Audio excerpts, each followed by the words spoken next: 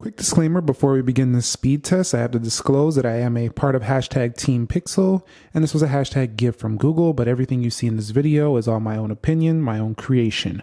Let's go. Google Pixel 8 Pro versus iPhone 15 Pro Max speed test. Let's just get a moment of silence for those phones. Those are some beautiful smartphones right there. Man, we are so spoiled here in 2023 with the options we have available. Let's begin this with a boot up test in 3, 2, go. And there's more on the horizon. We have the S24 Ultra coming in a few months. They're probably going to be in like February or so. So Google Tensor G3, 12 GBs of RAM, Apple A17 Pro chip, 8 gigabytes of RAM. That's up 2 from last year. iPhone turns on faster than the Pixel 8 Pro right here, just by a little bit. I don't know what it was loading, but I did all the updates prior to the video. Google Pixel 8 Pro slightly slower to turn on than the iPhone 15 Pro Max. And when it comes to the iPhone, Face ID, you just bring it up and it unlocks. Now there's no option to bypass the lock screen, which I think Apple doesn't want to do because of security reasons, but also it just makes it a little bit slower. There's no fingerprint on here or over here, although there's a new action button, but that doesn't allow you to unlock or nothing like that. So very fast, but it has attention awareness. So if I kind of close my eyes, it won't unlock, and then when I open my eyes, it will unlock, like you just seen right there. So very good on that front. Okay, so when it comes to the software, we got Android 14 on the Pixel 8 Pro that does have a Tensor G3 chip and iOS 17.0.3 over here on the iPhone. This does have a really nice CPU, but we'll see how the G3, the upgraded CPU, does. This is 4 nanometer, this is 3 nanometer. We'll see how it actually performs in everyday use. Okay, and when it comes to generally the smoothness of these phones, 120 Hertz is on both of them, and they both adapt between 1 and 120 Hertz. I'll tell you, they're both equally smooth in my experience. Somebody said there was a scrolling issue on their Pixel. I don't really see that. Some apps are a little choppy on most phones when they're new because they're not all up to date yet.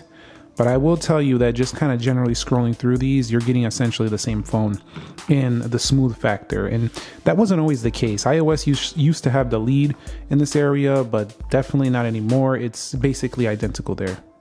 Okay, so we have arrived at the application portion of the speed test. Everything closed out for both. Let's go into calendar. And you can see faster on Google Pixel 8 Pro. Swiping out, we're going to go into clock. Keep in mind that was faster on the right. Keep in mind that we are looking at two phones that kind of prioritize similar things. We have, hardware and software controlled by, Apple controls their hardware and software, and Google's controlling their hardware and software. 7 years of updates, 5 to 6 on the iPhone. We'll see. Maybe Apple will go 7 too now. You could see about it there. Some people don't believe Google's going to do this. I'm pretty sure they will. They don't usually. In the past, haven't supported all the phones, but on the premium line, I expect them to stick to their promise. So you can see calculator, maybe slightly faster on the right. We'll go into App Store, and if I miss one, call me out, bro. Like, I'm looking through a camera, looking at two phones, trying to conversate with you at the same time. I'm human. I can make a mistake. If I get one wrong, be like, Nick, bro, you need to get your act together. You got that wrong. I'm okay with that. But look like the Play Store might have been slightly faster on the Pixel. We'll go into Groupon, and you'll see right there, maybe faster on the left. We'll go into things to do. And I know a lot of people are looking closely at the scrolling and maybe like a little bit of choppiness you're seeing on the Pixel. Well, that's because the Pixel scrolls faster. This scrolls smoother. Also, the Pixel brand new does need a few updates with apps to be even smoother. However, I will say I do think generally the scrolling is still a little smoother on the iPhone. And I don't think this is really technically Google's fault. I think it has to do with some of the apps not being properly optimized for, Tensor G3 just yet. Let's go into Instagram. You'll see pretty close. I was getting some pop-ups pretty similar. So while Tensor G3 might not win in benchmarks, who cares? You can see right here faster on Amazon. I don't really care if the benchmark wins. I'm going to use my Pixel like a smartphone. I'm going to use the AI features. I'm going to open applications. I'm also going to take photos faster on the right. I'm not going to be worrying about a benchmark. I'm still going to run them here so you can see the scores because I like to show you them. but that doesn't mean I prioritize them. That's why they're at the end of the video. You'll see eBay on the left, and we'll go into dead trigger too. And somebody said that I should close the apps before doing the benchmarks and let the phones cool down for a little because it throttles. I'm gonna attempt that in this video, see if we get a higher score. We'll go into Subway Surfers here, and this is going to be pretty similar, but the iPhone should take the lead. Usually does in games, and it wins there by a hair. Now, casual games aren't going to push either of these phones, not even close to pushing these phones. And heading up out of there, sorry about that, we'll go into Temple Run. You'll see right here, pretty similar. And looks like Temple Run should take the lead here on the right, and here comes the Pixel. So in gaming, I do think if you're looking for the more premium gaming experience, the iPhone will probably win here. Especially if you're looking for those console quality games, the new GPU is probably the best in the industry. Although the Pixel is not slow in the GPU department, it could still handle some games. But it wouldn't be my primary pick for a phone if I'm looking for max gaming. Like, that's just not what it's for. It's more for the experience of AI, camera, photography, daily use, smooth software, updates every day, good security with Titan M2. I mean, it's a really good daily usable phone, but I wouldn't pick it if gaming is my priority. I would probably just go, if gaming was my priority, I would probably just go over to the gaming phones. Like, why wouldn't I just go there? Those are way better anyway than any phone with all those gaming exclusive features. And you see PUBG rocketed ahead of the Pixel on the right.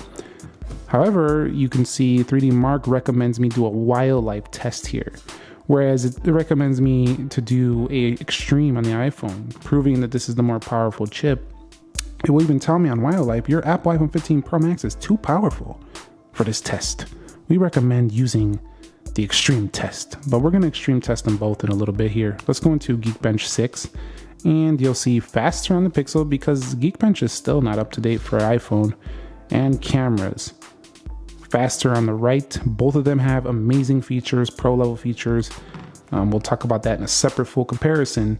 But for now, I would say the iPhone was faster in the games, the Pixel faster in some apps.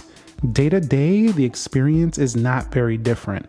Although I do have to state, so far I do think the iPhone is a little bit smoother still than the Pixel when it comes to scrolling. So if Google wants to fix something, I probably would really try to fix scrolling speed, make that not really the speed, but make it as smooth as possible. Like, that would definitely take this up a little bit. It's really good already, but if it can get even smoother, I think you'll easily beat this phone. Okay, so let's go back through these applications and see if we get any reloads. I don't expect it on either. Take a look too at one thing I noticed about Pixel. It has beautiful animations by comparison to some other Android phones out there. So definitely, if you're looking to get a really smooth animation, the Pixel has that for sure. It's one of the best in the industry. Let's go into Amazon. I wouldn't say it's the fastest, but it looks really nice. And it doesn't do anything too erratic or weird, so Google has nailed the animation. It's just a really nice experience. It doesn't have to have the best hardware in the world. It's just a really nice experience. And both of them did really good there. So I'm impressed with both. Really great job from both companies. Okay, so let's go ahead and launch these cameras. Triple cameras on both. Amazing camera setups. We'll see which one can launch this faster. 3, 2, go. See, it's faster on the iPhone, just like in the app test. One thing I really like about the Pixel though is they really got these camera, the color accuracy on point on every lens. It is super nice. Let's go ahead and hit that 2x zoom there, 5x on both. Looks like the Pixel's a little slower when transitioning lenses. However, you know, it's not terrible, but definitely slower when transitioning lenses, and the iPhone does launch the camera faster. Now, I think if I double click this power button, yep, I do have a fast way to get into there. And then I do have action button on iPhone 15 Pro Max set for camera, so I have a fast way to get into there. Now, when you're in the camera, you can use the action button on the iPhone to go ahead and take that photo, kind of like a shutter key. So I like that, but you could also do that on any iPhone with the volume up key. You can also do this here on the Pixel with the volume up key. So pretty similar. Just wanted to mention that, but in terms of cameras, it looks like the iPhone does have a little bit of a lead there in the speed of launching and transitioning between lenses. Okay, and the final results are in for Geekbench 6 CPU test, and all I can say for the iPhone is WOW. Wow. 2910 on the single core, 7227 on the multi-core, an absolute crushing victory in the benchmarks. And you'll see some other Apple channels telling you just forget about the Pixel because of that reason alone, when it really doesn't matter in day-to-day life. I just want to show you because these are fun to do, these benchmarks. But the reality is that the Pixel works perfectly well for everything Google intended it to do. I'll be back when I'm going to start these tests when this is done installing. I'll be back when they're done. And so we got a very high score here on the iPhone, 4143. That's ridiculous. 24 FPS in the Wildlife Extreme score, scoring better than 90% of other devices. Somebody said in a prior video, said, Nick, bro, what's the other 10%? What is the other 10% scoring better than 15 Pro Max? And I'll tell you who it is. It's probably those gaming phones. Now, the Pixel 2358 with an average frame rate of 14.12. So only better than, let's see, 57% other devices. So you're not getting top GPU in here, top CPU for straight sheer raw performance. You're getting the AI pioneering aspects of this phone. You're getting the Google experience, and you're getting an amazing camera beating out like almost every phone in photography. Plus you're getting a really sleek, comfortable design. So I still love to recommend the Pixel 8 Pro, and I definitely recommend the 15 Pro Max. These are both amazing choices. You can't go wrong with either. The last thing I'm gonna do, because everybody says these phones are getting way too hot. They've complained about the 15 Pro Max and the Pixel 8 Pro. So I'm testing it here. We do have 94 with a max. It hit 96 right now. Let me go ahead and clear this out, and we'll do the Google Pixel here. So Google Pixel at about 97, 96 right this second. So pretty close, neither of them over 100 degrees after all that usage. I'm telling you, they don't overheat really. They can get warm and toasty when you're indexing, when you're setting them up, when you're downloading all your apps for the very first time, and over the first couple of days when it's learning your usage patterns. But after that, and especially after 17.0.3, they're good to go. Both these are amazing. Let me know which one you're gonna pick, which one you enjoy, and what you want to see going forward. Thumbs up if you enjoyed it. Subscribe if you haven't already. Nick here. I'm out of here. I'll catch you on the next one. Be sure to be well, and peace.